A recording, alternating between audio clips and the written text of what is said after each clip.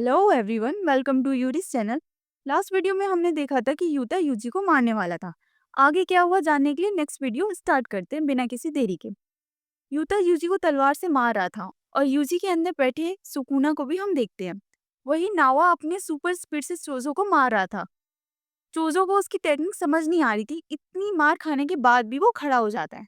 नवा बोलता है, तुम कितने एरोगेंट हो, आखिर तुम समझते क्या हो अपने आप को। चोजो बोलता है, मैं 10 लोगों का बड़ा भाई हूँ और वो flowing red skill technique use करता है। इससे वो अपनी आंखों को स्ट्रॉन्ग कर सकता है और नवा की सुपर स्पीड देख सकता है। नवा फिर से अटैक करता है उस पर और इस बार चोजो ने उसको पकड़ ही लिया था।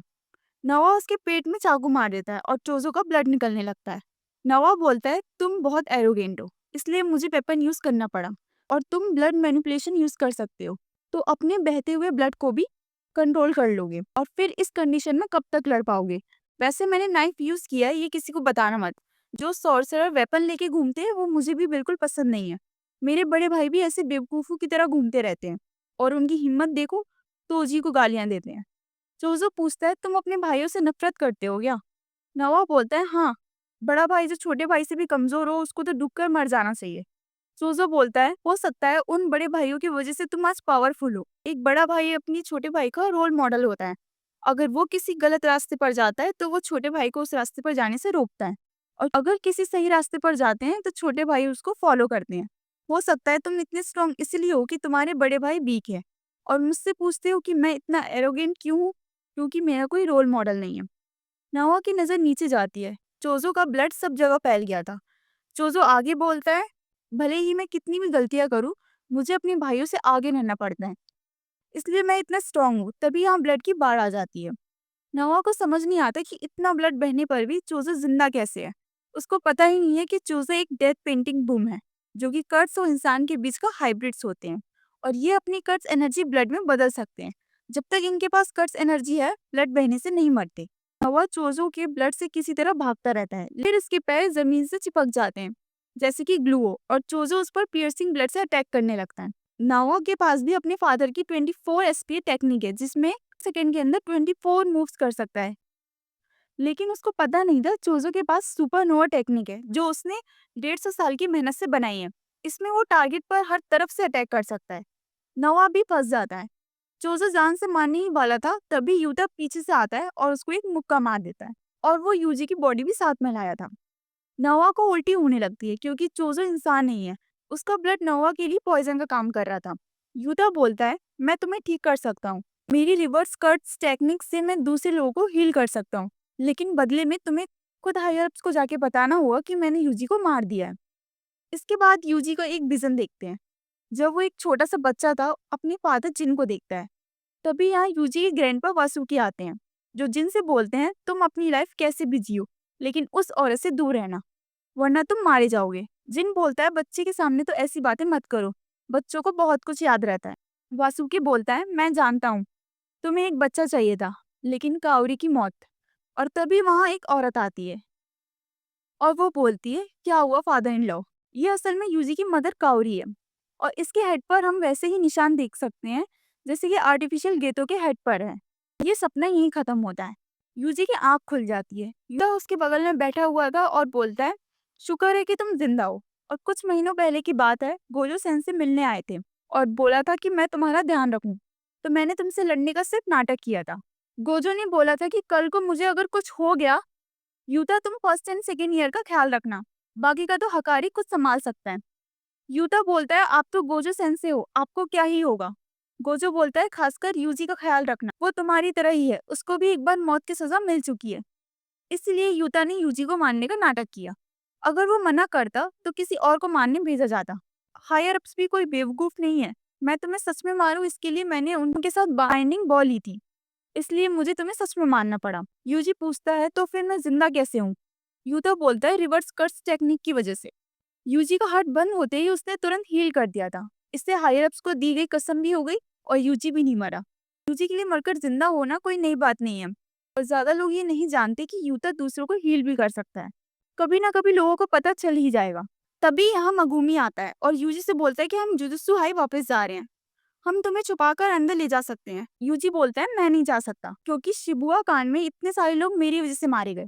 मगुमी बोलता है उसमें तुम्हारी कोई गलती नहीं है, हम कोई हीरोज नहीं, हम जुजुत्सु सॉर्सर हैं, हमें कोई नहीं समझ सकता, हमें लोगों की मदद करनी होगी, ये साबित करने के लिए हमारा भी कोई वजूद है। यूजी मन में सोचता है कि मैं तुम्हारे साथ नहीं रह सकता क्योंकि तुम पर भी खतरा आ जाएगा। मगुमी बोलता है मुझे तुम्हारी मदद चाहिए। नकली घेतो यानी केंजाको ने एक गेम शुरू कर दिया है जिसमें जुजुत्सु सॉर्सर एक दूसरे को मार सकते हैं। उसका नाम है कलिंग गेम, और मगुमी की बहन सुमिकी को भी जबरदस्ती उस गेम का हिस्सा बना दिया गया है, इसलिए तुम्हारी मदद चाहिए। इसके बाद कलिंग गेम के रूल बताए जाते हैं, जैसे सभी प्लेयर्स को 90 डेज में एंटर करना होगा और कोई रूल्स तोड़ता है तो उसकी कर्ट्स टेक्निक को रिमूव कर दिया जाएगा, जिससे उस प्लेयर की मौत हो जाएगी। पार्टिसिपेट करने के लिए इनको कॉलोनी में आना होगा और अगर कोई किसी को मारेगा तो उसको पॉइंट्स मिलेंगे।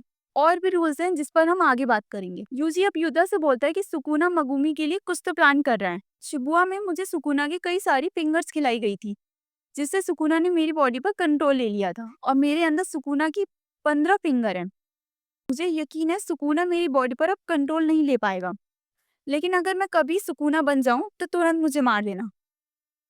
युदा बोलता है ठीक है। यूजी अब मगुमी से बोलता है अब हमें क्या करना है।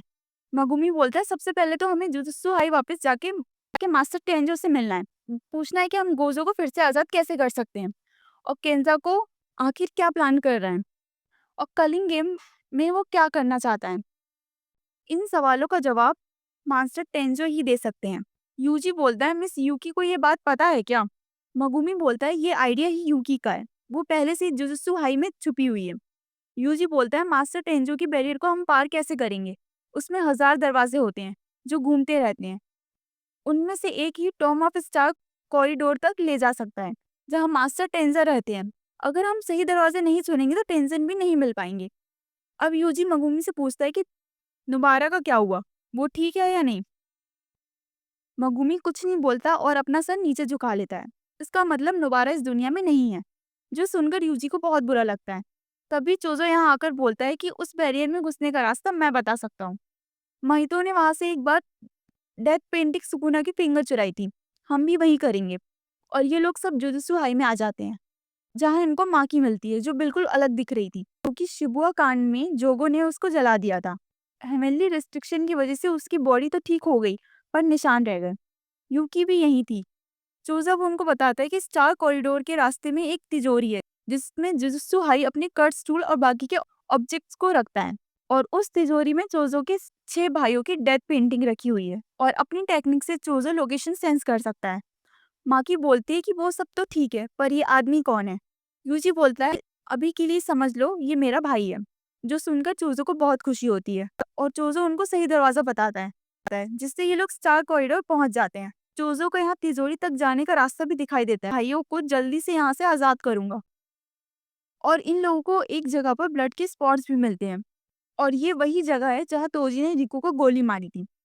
यूकी बताती है 12 साल पहले यहाँ एक कांड हुआ था और बोल सकते हैं सारी गड़बड़ वहीं से शुरू हुई है।